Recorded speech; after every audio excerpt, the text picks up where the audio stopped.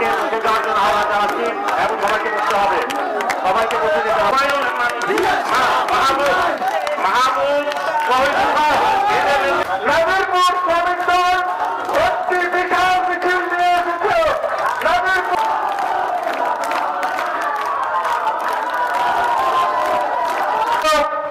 জনাব হানিফ ফকির, সময় মাত্র 1 মিনিট। সভাপতি রাহাত পদে নারায়ণপুর সৈনিক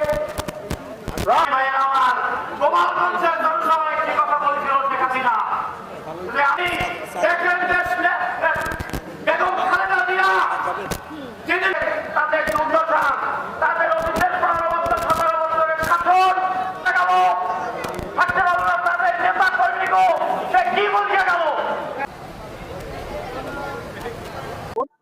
সাংগঠনিক সম্পাদক পিরোজপুর জেলা শ্রমিক দল। আমি আজকের এই জনসভায় জনসমুদ্রে পরিণত হয়েছে। আমরা চাই স্বৈরাচারী শেখ হাসিনা এই বাংলাদেশে এনে তার বিভিন্ন হত্যা, বিভিন্ন গুমের সঠিক বিচার হোক।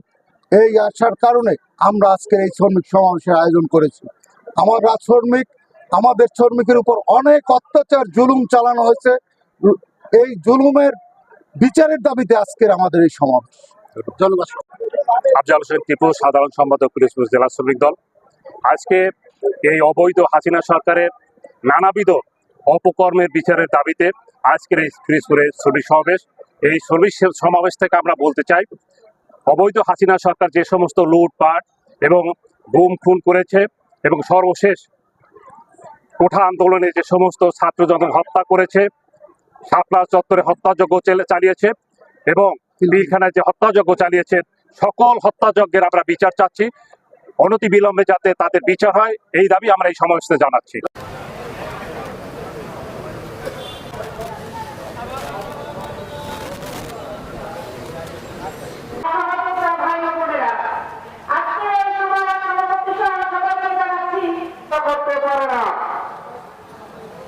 আমাদের মাঝে দেশে বসে থাকতে হবে।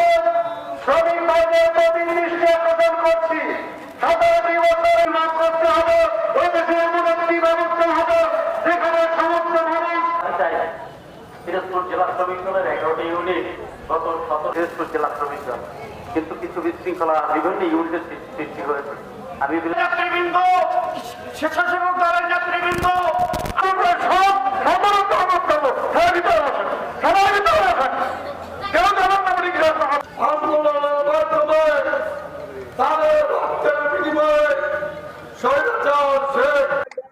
প্রিয় নেতৃবৃন্দ, আসসালামু আলাইকুম।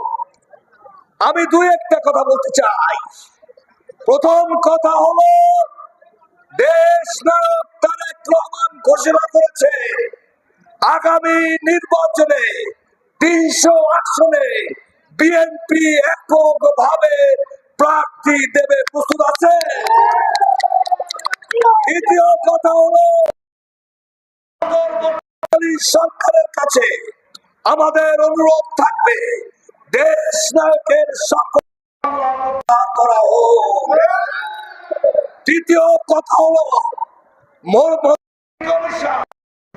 পুরো মূল্যায়ন করে গার্মেন্টস শিল্প, যা শহীদ রাষ্ট্রপতি জিয়া রহমান প্রতিষ্ঠা করেছে, বিদেশের লোক পাঠাতে মালয়েশিয়া লাগে 68,000 আর ওরা নিয়েছে 5 লক্ষ। শ্রমবাজার শেষ, সেখানে পুরো মূল্যায়ন করে শ্রমিক পাঠাবার ব্যবস্থা করতে হবে। প্রস্তুত আছে? রাজপথ ছাড়া যাবে না। যতক্ষণ পর্যন্ত ওই পুলিশে এই দেশে বিচার না হবে, ততক্ষণ পর্যন্ত আমরা রাজপথ ছাড়বো না। মনে রাখতে হবে, মসজিদ, মন্দির, উপাসনালয়, ধর্মীয় কার্য পরিচালনা, সেখানে কোনো রাজনৈতিক দলের পরবর্তী সময় যেন সভা না হয়, এটি আমাদের অনুরোধ রইল।